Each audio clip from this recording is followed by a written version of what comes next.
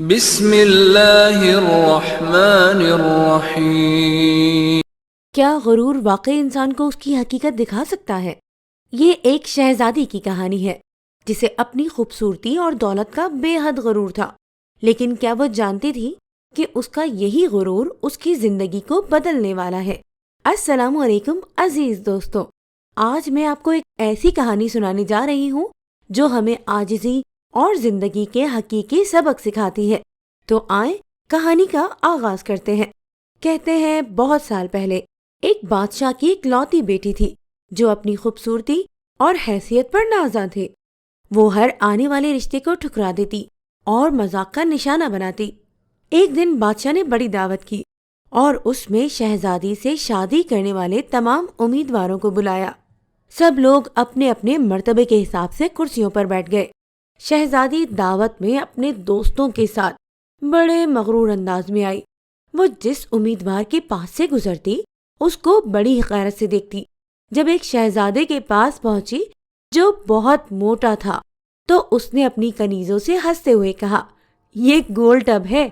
دوسرے امیدوار کو دیکھ کر کہا، کیسا کھمبے کی طرح لگتا ہے۔ ایک شہزادہ بہت چھوٹا تھا تو اس نے کہا، ذرا چھوٹو موٹو کو تو دیکھو۔ ایک شہزادہ بہت گورا تھا، شہزادی نے اسے سفید چوہا کہا۔ اس طرح وہ ہر امیدوار کو بے عزت کرتی رہی، لیکن وہ ایک بادشاہ کو دیکھ کر بہت ہنسی کیونکہ اس کی داڑھی تھی۔ اس نے مذاق اڑاتے ہوئے کہا، ذرا اسے تو دیکھو، اس نے اپنے چہرے پر کیسی جھاڑ پھوچ اگا رکھی ہے۔ بادشاہ نے جب دیکھا کہ اس کی بیٹی نے مہمانوں کی بہت بڑی بے عزتی کی ہے تو اسے بہت غصہ آیا۔ اس نے بھرے دربار میں یہ اعلان کیا کہ شہزادی پسند کرے یا نہ کرے، مگر اب میں اس کی شادی کسی فقیر سے کروں گا۔ اس اعلان کے بعد تمام لوگ وہاں سے چلے گئے۔ کچھ دیر کے بعد ایک آوارہ گویا آیا جو گلی کوچوں میں گھوم گھوم کر گانا گایا کرتا تھا۔ اس نے شاہی محل کے نیچے گھر کے قریب ہو کر گانا گانا شروع کر دیا۔ بادشاہ نے اس کی آواز سنی تو ایک خادم کو حکم دیا کہ اس فقیر کو اندر بلایا جائے۔ وہ خادم پرانے کپڑوں میں فقیر کو لے آیا۔ اس فقیر نے بادشاہ اور شہزادی کے سامنے بہت اچھا گانا گایا اور بادشاہ سے انعام مانگا۔ بادشاہ نے کہا، تم نے بہت اچھا گانا گایا ہے، میں تمہیں بہت اچھا انعام دوں گا اور اپنی بیٹی کی شادی تم سے کر دوں گا۔ جب شہزادی نے یہ سنا تو وہ بدحواس ہو گئی۔ وہ بہت روئی پیٹی، مگر بادشاہ نے اس کی ایک نہ سنی۔ بادشاہ نے اسے ڈانٹتے ہوئے کہا، میں نے مہمانوں کے سامنے قسم کھائی تھی تمہاری شادی کسی فقیر سے کروں گا، اب میں وہ قسم پوری کر رہا ہوں۔ یہ کہہ کر بادشاہ نے قاضی کو بلایا۔ مغرور شہزادی کی شادی آوارہ گرد گویے کے ساتھ کرا دی اور پھر حکم دیا کہ تم اپنے شوہر کے ساتھ چلی جاؤ۔ شہزادی روتی پیٹتی فقیر کے ساتھ چلی گئی۔ راستے میں وہ ایک شکارگاہ سے گزرے۔ اتنی بڑی شکارگاہ کو دیکھ کر وہ شہزادی حیران ہو گئی۔ اس نے فقیر سے پوچھا، یہ شکارگاہ کس کی ہے؟ اس فقیر نے جواب دیا، میں نے سنا ہے تم نے داڑھی والے بادشاہ کا مذاق اڑایا تھا، یہ شکارگاہ اسی کی ہے۔ اگر تم اس سے شادی کر لیتی تو یہ تمہاری ملکیت ہوتی۔ شہزادی نے ٹھنڈی آہ بھر کر کہا، میں نے یہ کیا کر دیا؟ اس کے بعد ایک وہ خوبصورت باغ میں پہنچے۔ بہت ہی عمدہ اور شاندار باغ ہے۔ اس کو دیکھ کر شہزادی نے پھر پوچھا، یہ کس کا باغ ہے؟ فقیر نے آہستہ سے کہا، یہ بھی اسی داڑھی والے کا ہے۔ شہزادی نے دکھ بھرے لہجے میں کہا، میں بھی کتنی بد نصیب ہوں۔ پھر وہ ایک عظیم الشان شہر میں داخل ہوئے۔ اتنا بڑا اور خوبصورت شہر دیکھ کر شہزادی حیران رہ گئی۔ شہزادی نے پوچھا، اس شہر کا مالک کون ہے؟ فقیر نے اسے بتایا، یہ شہر اسی داڑھی والے بادشاہ کا ہے۔ اگر تم اس سے شادی کر لیتی تو یہ سب کچھ تمہارا ہوتا۔ شہزادی نے بہت ہی افسوس سے کہا، میں نے بہت بڑی غلطی کر دی، کاش میں اس سے شادی کر لیتی۔ فقیر شوہر نے ناراض ہوتے ہوئے کہا، مجھے اس سے کوئی مطلب نہیں، مگر تم میرے ہوتے ہوئے دوسرے مرد کی باتیں کیوں کر رہی ہو؟ کیا مجھ میں کوئی کمی ہے؟ اس طرح کی باتیں کرتے ہوئے وہ ایک چھوٹی سی جھونپڑی کے قریب پہنچے۔ شہزادی نے پوچھا کہ یہ چھوٹی سی جھونپڑی کس کی ہے؟ کہا، یہ میرا گھر ہے، اور یہی وہ جگہ ہے جہاں ہمیں زندگی گزارنی ہے۔ شہزادی نے کہا، تمہارے نوکر کہاں ہیں؟ فقیر نے کہا، ہمیں نوکروں سے کیا کام، تم ہر کام کر سکتی ہو، اب جاؤ اور میرے لیے کھانا بناؤ، میں بہت تھک چکا ہوں۔ کیونکہ شہزادی کو کھانا پکانا نہیں آتا تھا، اس لیے فقیر نے اس کی مدد کی اور کچھ دیر کے بعد الٹا سیدھا کھانا بنا کر کھا لیا اور بعد میں سو گئے۔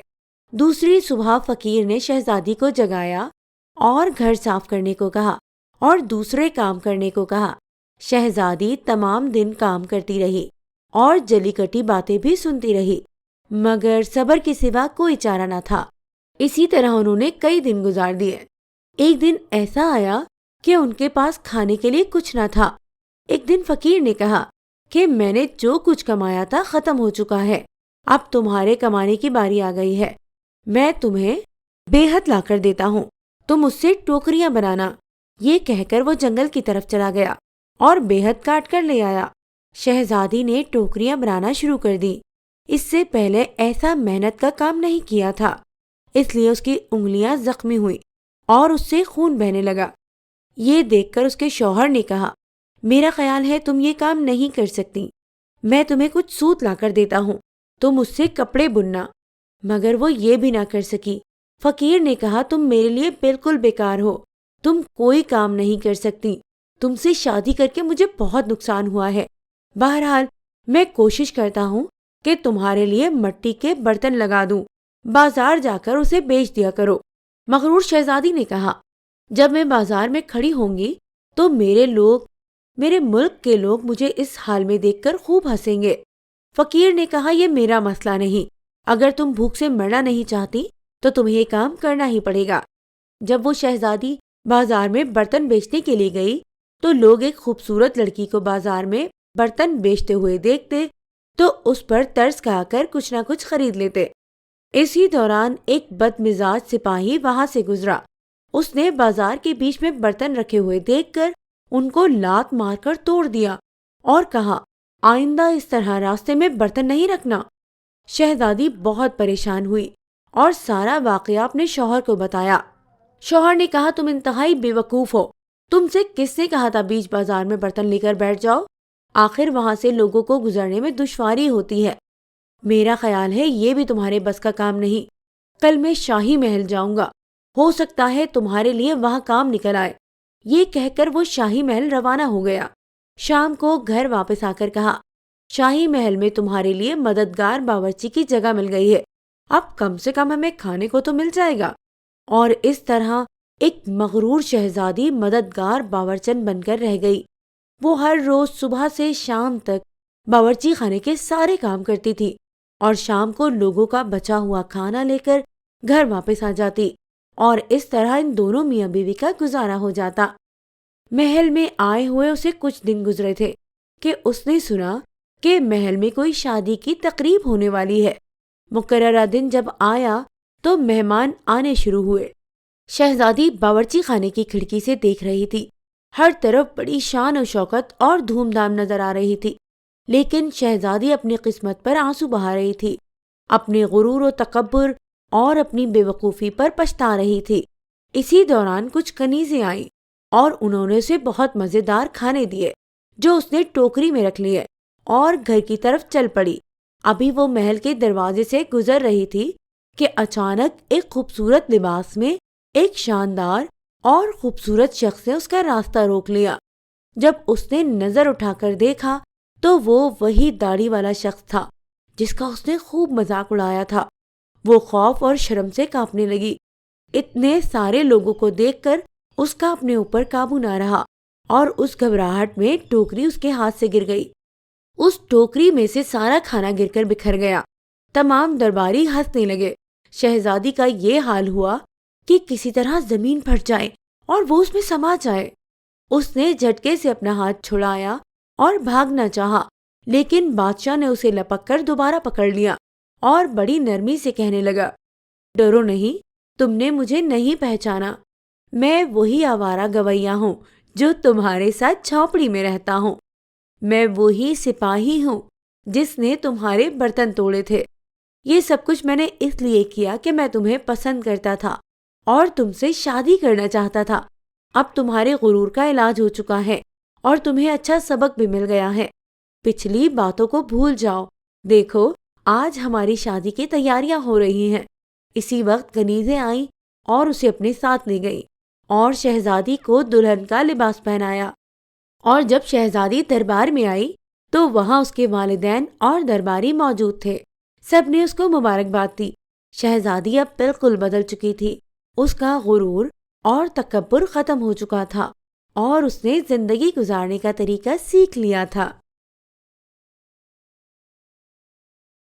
آپ کا بہت بہت شکریہ کہ اس ویڈیو کو دیکھنے کے لیے وقت نکالا۔